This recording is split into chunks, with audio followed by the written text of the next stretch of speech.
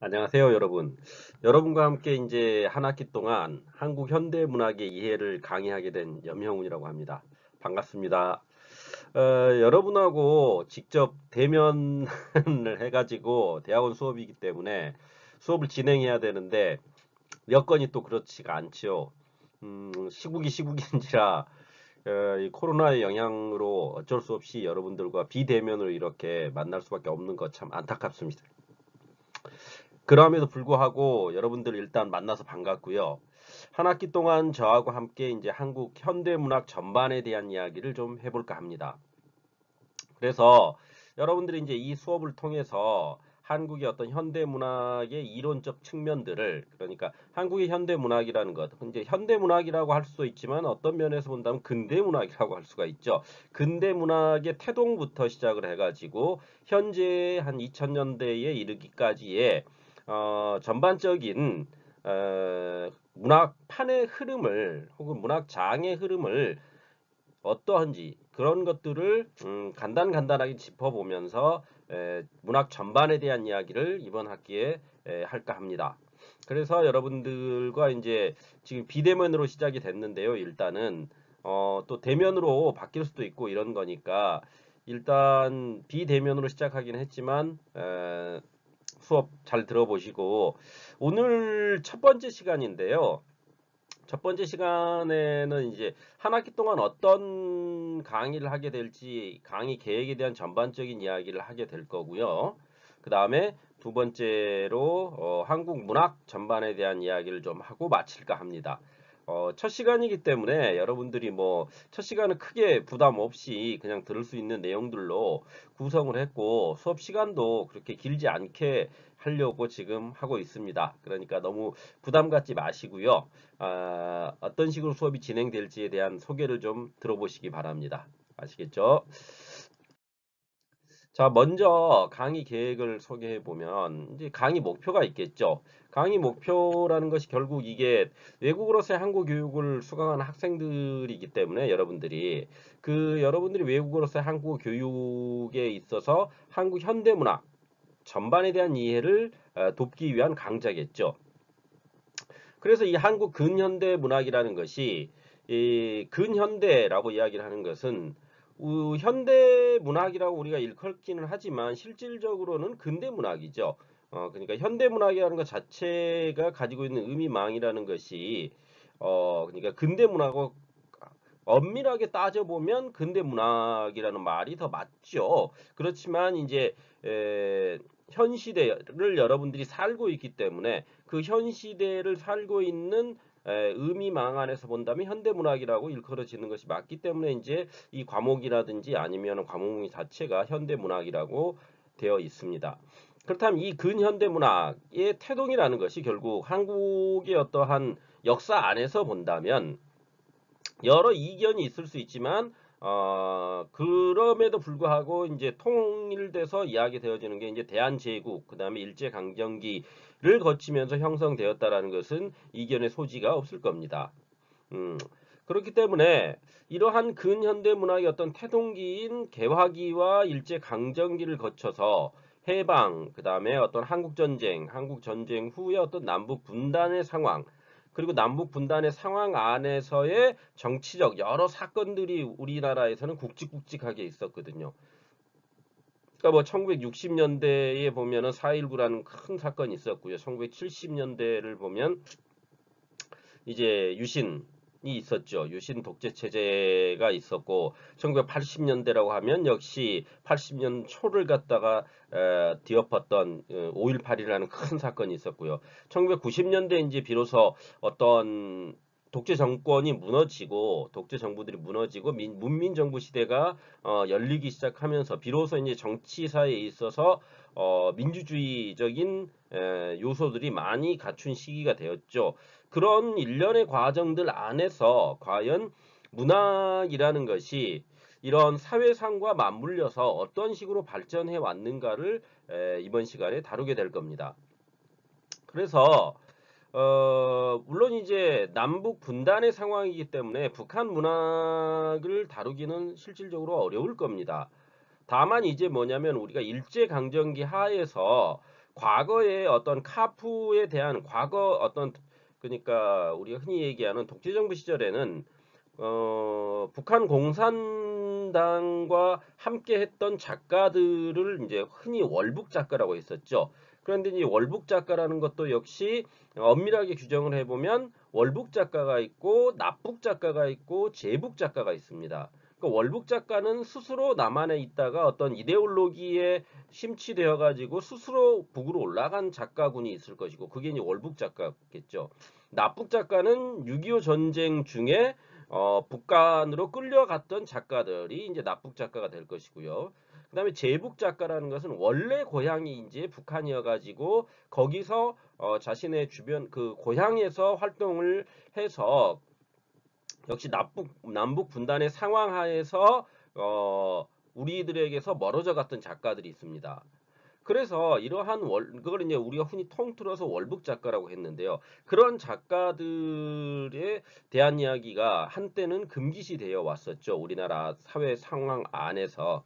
그래서 그러한 이야기를 해볼 것이라는 겁니다. 그래서 우리가 이제 여기서 북한의 문학이라는 건 역시 그러니까 북한의 문학이라는 것이 북한 지금 현재 문학 형태를 다루겠다는 게 아니라 남북 분단의 상황 안에서의 어떠한 남한의 문단의 상황을 이야기하면서 그런 부분적으로 어떤 북한에 있는 월북 문인들에 대한 이야기가 섞여 들어가게 될 것이라는 그런 이야기입니다. 그래서 이제 이와 같은 한국 근현대에 대한 전반적인 흐름을 짚어보면서 결국 당대 현대문학의 흐름을 어떻게 바라봐야 할 것인가 이런 것들을 여러분과 함께 이야기해 보고자 하는 것이 이번 강의의 목적이라고 할 수가 있겠습니다. 아시겠죠? 자, 그러면 이런 정도로 어떤 강의의 목표를 이야기를 했으니까 이제 각 회차별 강의 계획을 좀 이야기를 좀 해봅시다. 그래서 첫 번째 이제 1강에서는 오늘 이 1강이죠. 그래서 한국 현대문학에 대한 이해로서 한국 현대문학 전반에 대한 이해를 총론의 형식으로 이야기를 할 겁니다. 그래서 한국 근현대문학의 태동과 큰 사건들을 중심으로 한 학기 동안에 어떤 식으로 이야기를 해나가야 될 건지에 대한 전반적 이야기를 거시적 관점에서 접근해가지고 여러분들과 이야기를 나눌 거고요. 미시적 접근들은 이제 각 시기별 미시적 접근들은 향후에 각각의 강좌들을 통해 가지고 시기별, 시대별 어떠한 장르별 그러니까 이를테면 시, 소설, 희곡으로 대표되는 우리가 보통 이제 어떤 문학의 장르라 그랬을 때 성인문학 안에서의 시, 소설, 희곡이 물론 이제 시, 소설, 희곡 비평이라고 이야기하는 부분도 있지만은 비평은 조금 후에 차치하고 우선 시, 소설, 희곡의 장르 안에서 한국 현대문학이 어떤 식으로 발전해 왔는지 그 전반에 대한 이야기를 좀 해보게 될 겁니다. 그래서 이번 그러니까 1강에는 그런 부분들에 대한 이야기를 하게 될 거기 때문에 여러분들 너무 부담 가지지 않고 수업을 들으셔도 될 것 같습니다. 한국문학 어떻습니까? 여러분들이 이제 중학교, 고등학교를 거쳐서 이제 초등학교, 중학교, 고등학교를 거쳐서 대학까지 졸업을 하고 이제 대학원이라는 곳에 들어와 있죠. 그럼 대학원이라는 것은 아무래도 이제 외국으로서 한국 교육이긴 하지만은 전문적인 것이죠. 이제 전문 영역 안으로 들어온 여러분들이기 때문에 석사 박사 과정 안에 있는 여러분들이 어떤 학자로서 그러니까 연구자로서의 자세를 절대 잊어서는 안 될 겁니다. 그런 자세를 가지고 좀 더 심도 있게 심층적으로 현대문학 자체에 대한 접근을 해보려는 시도가 필요하다는 점을 말씀드리고 싶습니다. 자, 그래서 이제 1강은 이렇게 오늘 이런 식으로 거시적 접근으로 총론 형태로 마무리를 지을 거고요. 2강에서는 이제 개화기와 한국 근대문학의 태동에 대한 이야기를 좀 해볼 겁니다. 이제 신소설에 해당되겠죠. 그래서 그 어떤 개화기 안에서 신소설의 성향과 시대적 배경, 주제와 작품 이런 것들을 통해 가지고 신소설 전반에 대한 이해를 뭐 높이려고 할 겁니다. 그래서 여러분들 뭐 이인직의 혈운으로 뭐 대표되는 그런 것도 있죠. 그런 것들에 대한 이야기. 그러니까 신소설이라는 게 실질적으로 우리 한국의 어떠한 문학사 안에서 본다면, 근현대 문학사 안에서 본다면 신소설이라는 것은 고대 소설과 근대 소설을 이어주는 하나의 과도기적 형태로서 출현했던 어, 소설의 형태라고, 형식이라고 볼 수가 있는 거죠. 그래서 그런 부분들이 어떤 식으로 과도기적 형태를 띠었는가, 또 그리고 일본과의 영향 관계가 어떤 식으로 전개되어 왔고 그것을 우리가 어떻게 바라봐야 하는가, 이런 이야기들을 2강 시간에 좀 해보게 될 겁니다. 다음으로 이제 3강에서 다루게 될 것은 이제 한일 합방이죠. 한일 합방과 한국 근대문학 작가들의 행태, 이렇게 돼가지고 이광수, 김동인, 현진건, 나도향에 대해서 좀 이야기를 해볼 건데요. 여기 이제 이광수를 먼저 다루게 되는 것은 아무래도 어떠한 우리 한국 근대 문학사에 있어서 이광수가 차지하고 있는 비중이 무시하지 못할 상황이기 때문에, 더불어서 이제 이광수와 김동인이 특히 그렇죠. 그래서 이 부분을 좀, 그러니까 이 두 인물, 그러니까 이 앞에 이제 어떠한 신소설의 이인직이라는 인물이 또 나올 것이고요. 그래서 이인직과 이광수와 김동인의 관계를 통해서 이들이 어떻게 소설이라는 장르의 시작을 하게 되었고, 또 그들이 시대를 바라보는 양상이 어떠한지, 그 다음에 그들이 어떤 이 실질적으로 보면은 이인직이라든지 이인직과 이광수와 김동희는 어떤 면에서 본다면 김동희는 그 당시 시대상을 놓고 본다면 이제 신세대라고 할 수가 있는 인물입니다. 나중에 이제 이야기를 하겠지만, 그런 인물들이 과연, 그러니까 김동희는 이광수를 부정하면서 시작을 한 것이고 이광수 역시 이인직을 부정하면서 시작이 되는 거죠. 부정하면서 시작이 된다는 것은 그들이 가지고 있는 어떤 문학적 성과를 갖다가 부정하기 시작하는 거죠. 그래야지만이 내가 가지고 있는, 내가 어떠한 문학적 성과를 이야기할 수 있기 때문에요. 앞선 이들에 대한 부정을 통해서 자신의 어떠한 세계관을 펼쳐내는 그런 작업들을 하게 됐다라는 겁니다. 거기에 비해서 이제 현진건과 나도양은 조금 떨어져 있는 인물들이긴 하지만 이 두 인물 역시 어떤 소설적인 완성도를 보여주고 있기에 그들의 소설 세계에 대한 이야기를 좀 해보게 될 겁니다. 그래서 이걸 한일 합방과 연관시켜서 좀 이야기를 해보게 될 거예요. 이게 이제 3강에 다루게 될 내용입니다. 다음으로 이제 4강에서 다루게 될 내용은 일제치하 시인들의 행로에 대해서 이야기를 다루게 될 겁니다.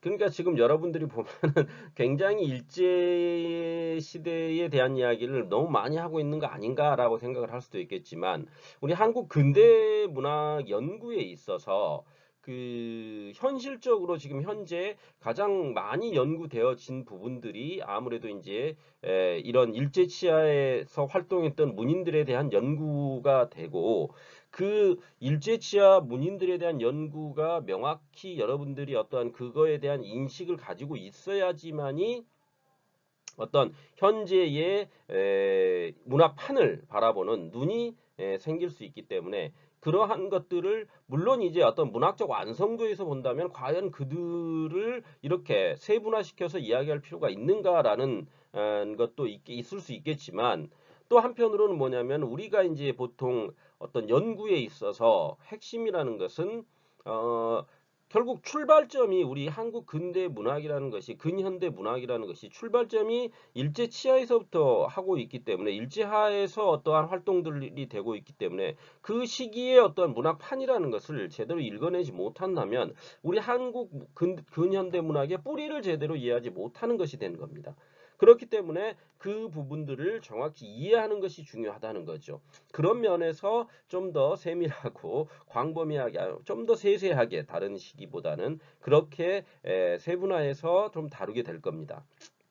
그래서 4강에서는 김옥, 김소월, 최남선을 다루게 될 건데요. 이제 뭐 김옥과 김소월은 어떤 시에 있어서, 그러니까 아까 이광수와 김동인이 소설에 있어서 어떠한 한국 근대 문학의 형성을 이루는 주축 멤버였다면, 이 시에 있어서는 김옥과 김소월이 그 주축 멤버라고 할 수가 있죠. 그래서 초기 이제 어떠한 한국 근대 문학의 초기 시인들로서 그들이 남긴 발자취라든지, 최남선, 육당 최남선으로 대표되는 것은 이제 신채시라는 게 있죠.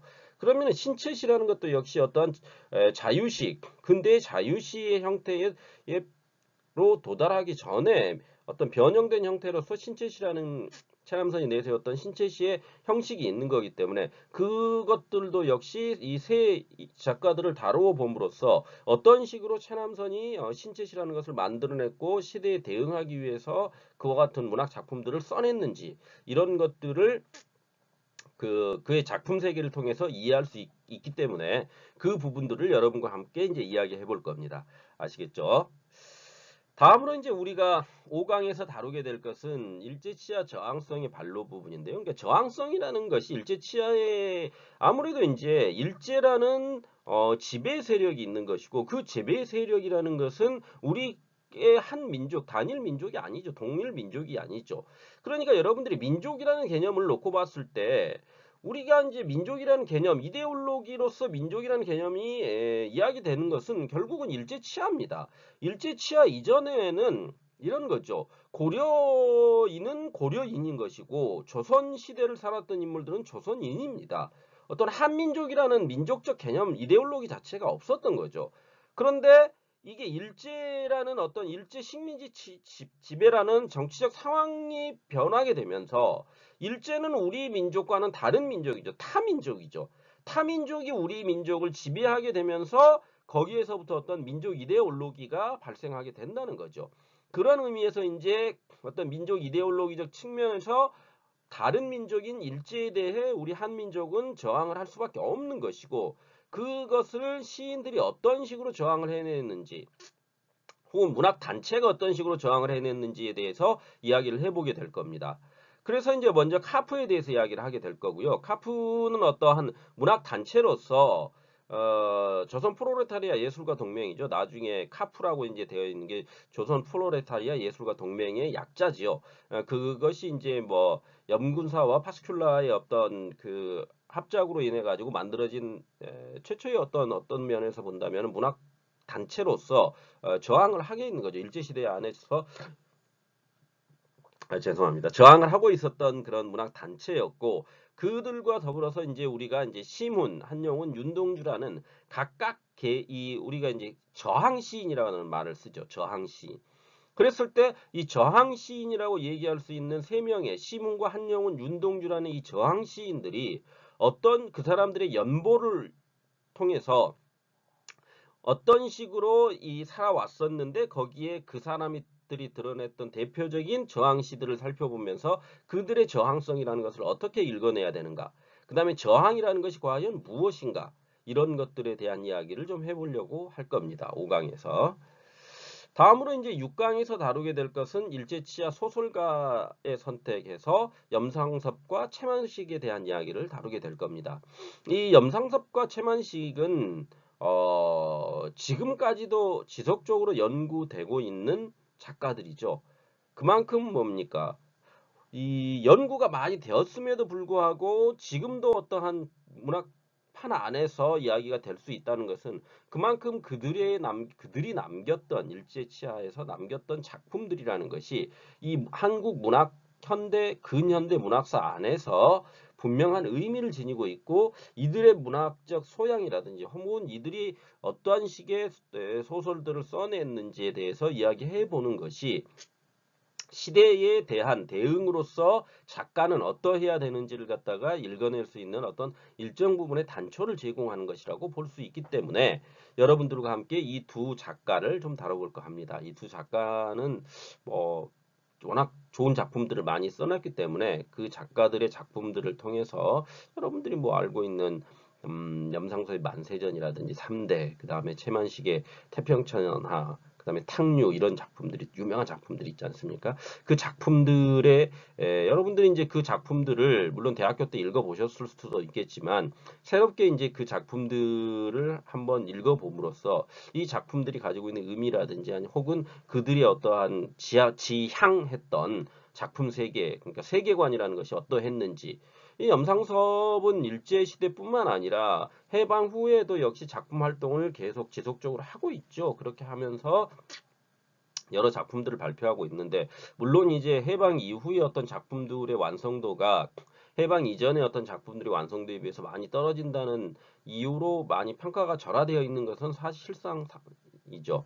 그렇지만 이제 그러함에도 불구하고 그 염상섭이라는 인물이 가지고 있는 작가로서의 어떤 위상은 대단한 것이기 때문에 최만식 역시 똑같죠.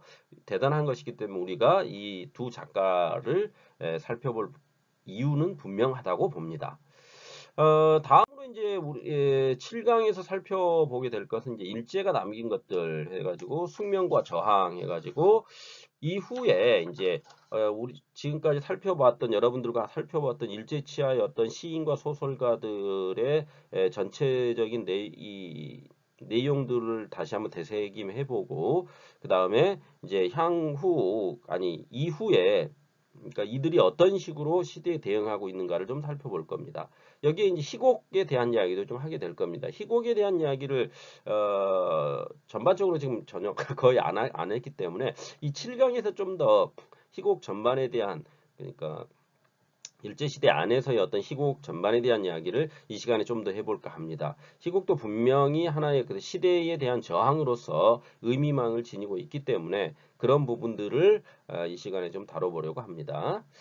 다음으로 이제 8강은 중간고사를 보게 될 건데요. 이건 이제 과제로 대체할 가능성이 높습니다. 따로 볼 것 같지는 않고요. 제가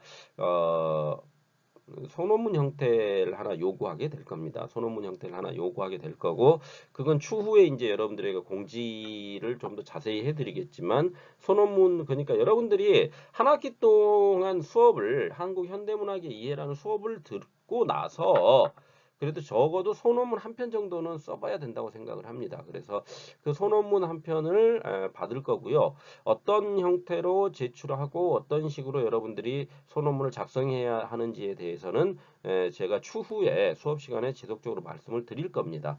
특히 이제 이 8강 시기가 다가오게 되면 그 전에 제가 수업 시간에 좀 더 구체적 이야기들을 하도록 하겠습니다. 다음으로 이제 9강은 해방 공간을 이야기할 겁니다. 그러니까 해방 공간 안에서 굉장히 혼란스러운 시대상이 펼쳐지죠.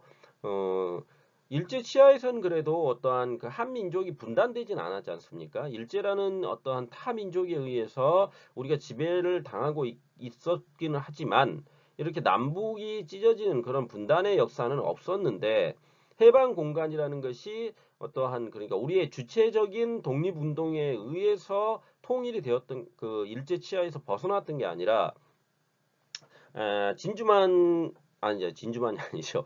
저기 히로시마의 어떤 원자폭탄이 투하하게 되면서 미국과 소련이 주도하는 어떠한 전쟁 승전이 이루어지게 되고 그로 인해서 어떠한 그 미소가 식민지였던 한국을 공동으로 자기들이 분할해서 하게 되죠. 임시로 분할해서 지배하게 되면서 거기에서 이제 생겼던 분단으로 인해서 나타났던 여러 전국의 혼란스러운 상황이 우리가 이제 흔히 해방 공간이라는 말을 하고 있거든요. 이제 김민식 선생님이 먼저 썼던 이야기인데 해방 공간이라는 이 용어를 통해서 과연 그 해방 후에 남북 분단의 어떤 상황을 이해하고 이 시기에 어떠한 작품들을 통해 가지고 해방 공간이 갖는 문학사적 의미를 좀 살펴보려고 할 겁니다.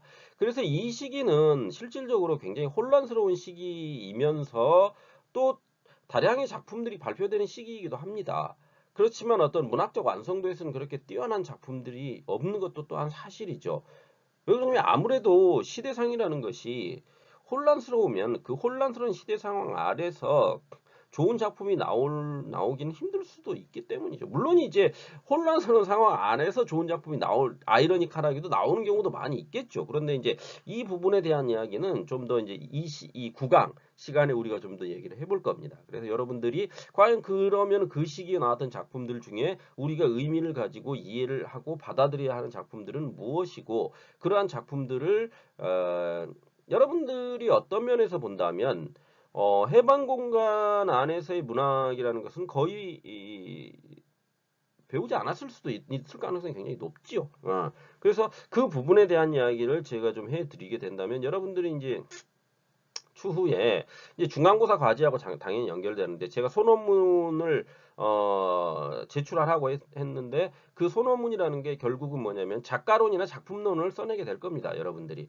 그런데 작가론이나 작품론을 쓰게 된다 그랬을 때 그 작가론이나 작품론의 대상으로서 한 대상으로서 해방공간 안에 문학 작품들이 들어갈 수도 있겠죠, 분명히. 그래서 그런 면들을 갖다 우리가 생각해 보면 될 것 같습니다. 그래서 9강에 그런 이야기들을 쭉 해볼 겁니다.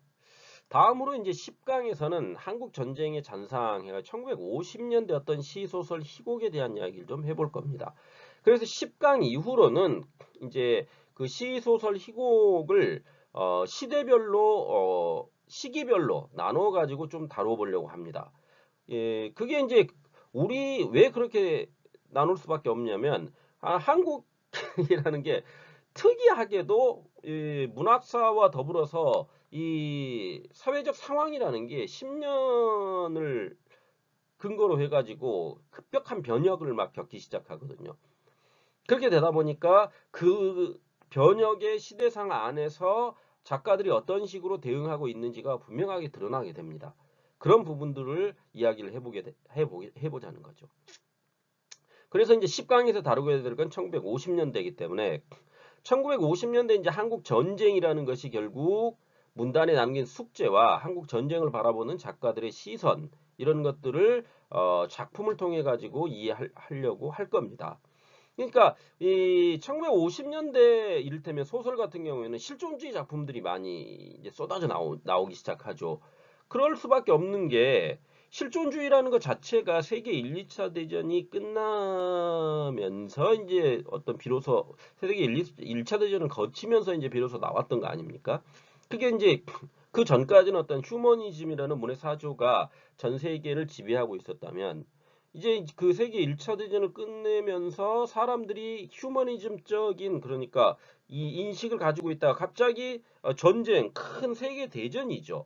세계 대전을 겪게 되면서 인간이라는 게 과연 인간이 실제로 존재한다는 것, 실존한다는 게 무엇이냐 이것에 대한 의문을 갖게 되는 거죠. 그게 이제 실존주의의 기본 출발점이기 때문에 한국이라는 그 시대, 한국이라는 특히 한국 전쟁 6.25라는 특성이 이 역시 한국인들에겐 충격이었죠. 이데올로기, 그러니까 남한과 북한, 민주주의와 공산주의라는 그 이데올로기, 정치적 이데올로기에 의해서 수많은 사람들이 희생되죠. 그 수많은 사람들이 희생되는 그 상황 하에서 민초들이 겪었을 충격이라는 것은 엄청났을 겁니다. 그렇잖아요. 여러분들이 그냥 뭐 옛날 지나간 이야기지 한국 전쟁이 이렇게 생각하실 수도 있겠지만 현재까지도 이 50년대 한국 전쟁을 겪었던 세대들이 살아남아 있는 상황입니다. 한국이라는 곳은. 그렇기 때문에 우리나라 안에서도 지금까지도 어떤 민주주의와 공산주의 이데올로기라는 것이 끊임없이 투쟁을 하고 있는 상황인 것이고요. 좌우의 대립이라는 것도 지금까지도 이어지고 있는 거 아닙니까? 지금까지도 이어지면서 너는 좌익이냐 우익이냐 너는 빨갱이냐 빨갱이가 아니냐 이런 것들로 시시비비를 가리려고 한다는 거죠.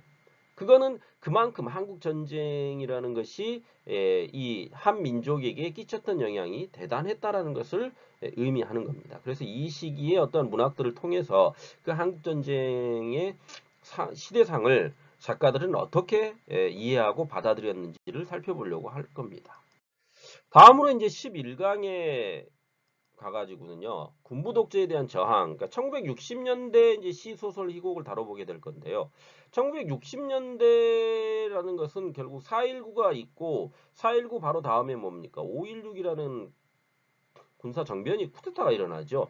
그래서 박정희로 대표되는 어떤 군부 세력들이 드디어 이제 전면으로 등장을 해가지고 군부 독재 시대를 열어버리게 됐죠.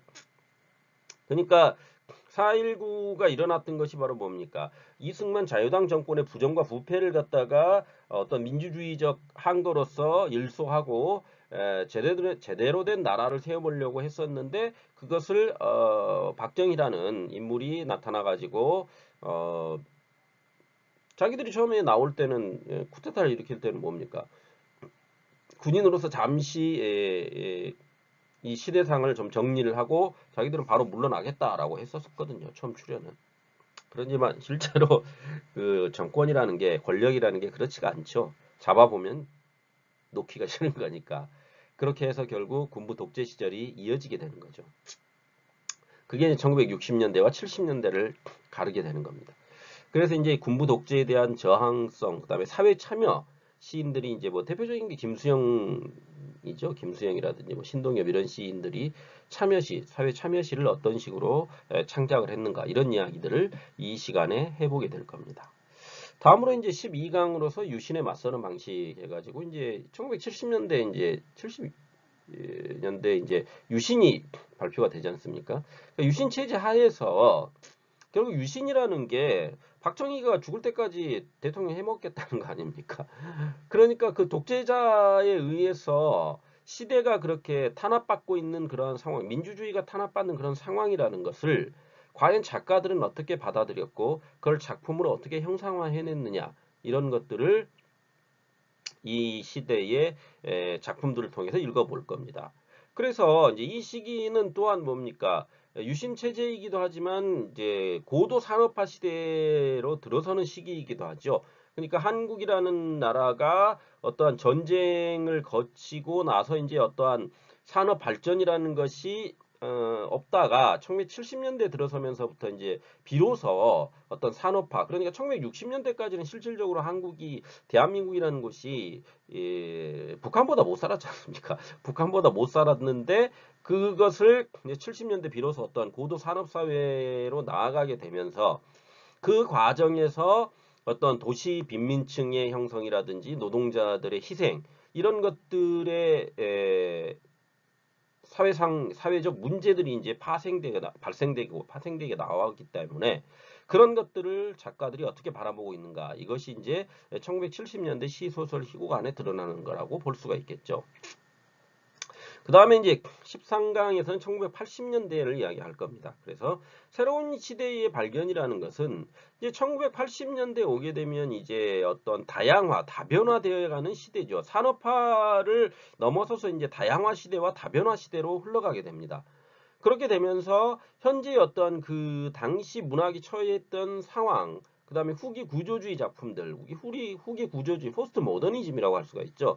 포스트 모더니즘의 작품들을 통해 가지고 어떤 포스트 모더니즘 하면 이제 해체주의 보통 이렇게 얘기를 하는데 그 해체주의 작품들을 통해 가지고 이 작가들이 시대를 어떻게 읽어냈는가 이런 것도 여러분들이 흥미롭게 다뤄볼 부분이라고 생각을 합니다.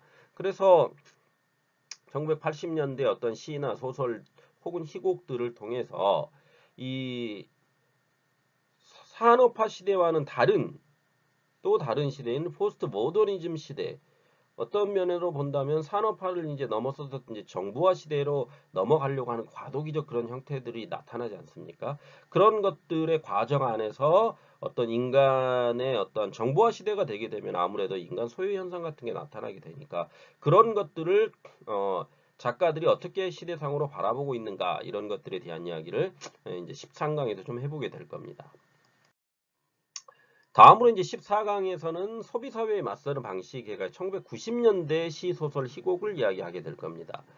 그래서 이제 어떤 군부 독재 시대가 무너지고 새롭게 정치 지형이 변화하면서 이를 각 장르별로 어떤 식으로 대응하게 되는가 그러면서 소비사회라는 것이 어떤 상품화되고 작품화되는 과정에서 그 인간을 어떤 식으로 바라보고 있고 또한 인간이 가지고 있는 내적인 측면과 외적인 측면을 어떤 식으로 시대상과 대응해야 하는지를 갖다가 어떻게 작품 안에 그려내고 있는가 이런 이야기들을 좀 해볼까 합니다.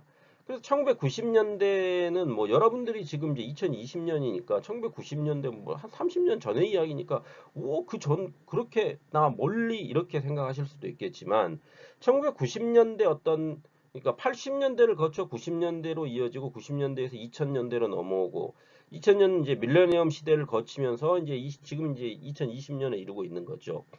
그러면은 이 1990년대 이후에는 어떤 정보화 사회 안에서 다양성, 그다음에 다변화 앞서 이제 80년대 얘기했던 그런 부분이긴 한데요. 다양성 다변화의 어떤 사회적 시대 상황을 작가들이 어떻게 대응하고 있는지 실질적으로 그렇지만 90년대와 2000년대를 거치면서 어떤 면에서 보면 이 시기가 문학의 위기이면서 또 문학의 최절정에 맞았던 시기라고도 할 수가 있습니다.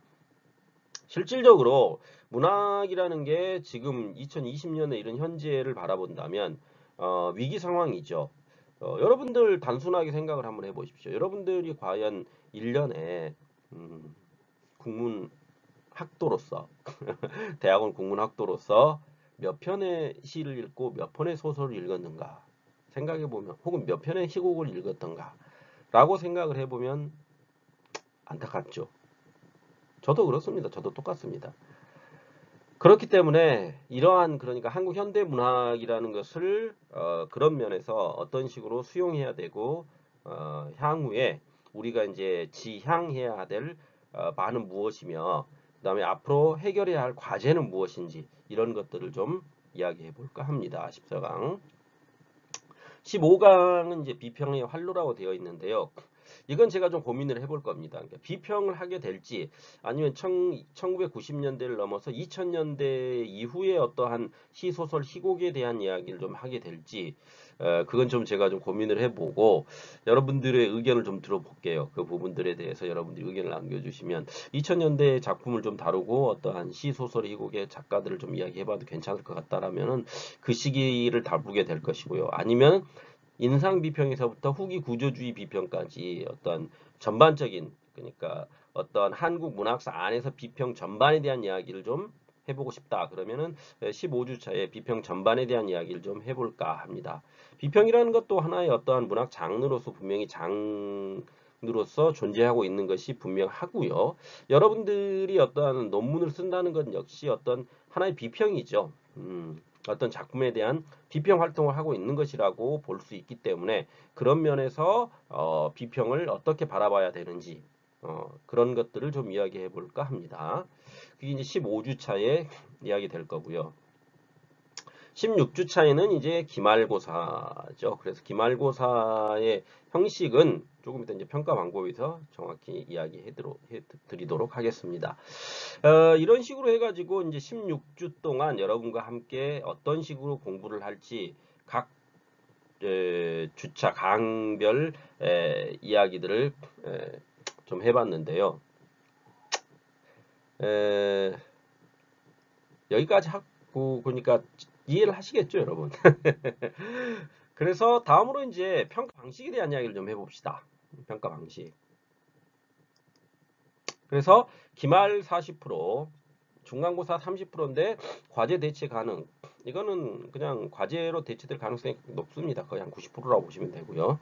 토론 점수 20%가 있는데요. 토론 점수 20%도 여러분들이 실질적으로 이거는 이제 제가 어떤 면대면 강의를 하게 되었을 때 여러분들에게 부여할 점수인데 이 상황이 또 상황인지라 어떻게 될지 앞으로 향후에 이제 지켜봐야 할 거기 때문에 지금 이 토론 점수 20%는 혹시 또 과제로 대체될 가능성도 있습니다. 이거 역시 어떤 한 작품을 혹은 어떠한 그 문학과 관련된 동영상을 시청한 후에 그거에 대한 감상평을 간단하게 쓰는 그런 형태가 될 수도 있을 것이고요. 이건 추후에 여러분들에게 제가 제시하도록 하겠습니다. 그 다음에 출결 점수 10%는 여러분들이 이제 다 출석을 하시면 10점인 거예요. 만점인 것이고요. 결석을 한번 하실 때마다 마이너스가 되는 거죠. 감점 1점씩. 그게 이제 평가 방법이 되겠습니다. 그래서 기말고사의 평가 방법은 한 학기 동안 여러분들하고 이제 이렇게 1강, 2강, 3강 해가지고 16강까지 한 학습 내용 중에서 10문제 정도를 지정한 후에 거기서 5문제 정도를 서술형으로 출제할 겁니다. 그래서 여러분들의 10문제는 미리 알려드릴 거고요. 그래서 여러분들이 그 10문제 중에 5문제를 살펴보시고 그거에 대해서 여러분들이 생각하는 바를 적어내시면 그게 이제 기말고사가 되겠습니다. 다음으로 중간고사를 대체할 경우 과제 평가 방법은 한 학기 동안에 한 명의 작가를 선택해서 그 작가의 작품론이나 작가론을 소논문 형식으로 작성해서 발표 후 제출이라고 되어 있는데요. 아마 발표는 못할 가능성이 높고요. 그냥 제출하는 정도로가 될 겁니다. 그래서 그 분량은 이제 이 뒤에 가면 또 이야기를 할 겁니다. 그 다음에 세 번째가 토론 평가 방법인데요. 그러니까 토의가 이제 필요한 경우에 직접 만약에 상황이 호전돼 가지고 여러분들과 만나게 된다면 거기에서 토의가 필요한 경우에 한 주에 한 3, 40분 정도의 학생들 간의 그주 학습에 대한 의견을 서로 교환하고요. 그 과정에서 토론에 대한 평가가 학생의 참여도를 보고 제가 평가를 내려가지고 점수화해서 기록을 해 놓을 겁니다. 그런 부분들이 토론의 평가 방식이라고 보시면 될 겁니다. 그래서 이제 만약에 실질적으로 대면 강의가 되지 못한다면 추후에 어떤 과제 대체 가능성도 있다고 얘기를 했기 때문에 그 과제는 되도록이면 좀 간단한 것으로 하려고 생각을 하고 있습니다. 그래서 부담 없이 여러분들이 어떠한 한 작품을 보고 그 작품에 대한 감상평을 써내는 정도가 될 가능성이 높다고 봅니다. 다음으로 출결 점수는 1회 결석 시 1점씩 감점한다. 뭐 이렇게 생각을 하시면 되겠죠. 그래서 다음으로 여러분과 이제 해볼 이야기는 과제 부여 계획입니다. 그래서 교재는 기본적으로 강의 교수인 제가 편집을 통해 가지고 핵심 내용들을 매주 제공할 겁니다. 여러분들에게. 그러니까 그 부분은 부담을 안 가지셔도 되고요. 그래서 지금 이렇게 한 5권 정도가 이야기되고 있는데요. 김인식 선생이 썼던 한국현대문학사, 그 서울대 출판부하고 현대문학에서 나온 게 있고요. 권학민 선생의 한국현대문학의 이해, 최동호 선생의 어떤 남북현대문학사 이런 책 정도가 기본 교재라고 보시면 됩니다. 그래서 제가 여기 안에 내용들을 편집을 통해 가지고 핵심 내용들을 묶어 가지고 제가 여러분들에게 강의를 이행하게 될 겁니다. 과제 부여 같은 경우에는 소논문의 형식을 띌 거고요. 그래서 A4 용지 10포인트로 해가지고 줄간격 160으로 해서 최소 7장 이상 정도의 논문 형식을 갖춰서 제출하시면 됩니다. 이게 이제 7장이 될 수도 있고요. 뭐 5장이 될 수도 있을 겁니다. 너무 또 여러분들이 부담스러워 하시면은 7장에서 5장은 제가 좀 생각을 해봤다가 7장으로 할지 5장으로 할지 결정하도록 하겠습니다. 여러분들이 그래도 최소한 대학원에 들어왔기 때문에 소논문 한 편 정도는 써봐야 되지 않습니까? 그런 의미에서 이런 과제를 부여했다라는 것, 그런 정도로 이해하고 가시면 될 것 같습니다. 자, 이렇게 해가지고 일단 강의 계획 전반에 대한 이야기를 좀 해봤습니다. 여러분들 짧게 하려고 했는데 어떻게 하다 보니까 굉장히 길어졌는데 죄송스럽고요. 일단 뭐 그래도 상세하게 여러분들에게 말씀을 드렸기 때문에 여러분들이 이제 이 부분들에서 궁금한 사항이나 이런 게 있으면 저한테 이메일이나 전화번호를 남겨주시면 됩니다. 그 부분은 제가 거기 저기 뭐지 영상을 업로드하면서 그 부분은 제가 알려드리도록 하겠습니다. 듣느라고 수고들 하셨습니다. 감사합니다.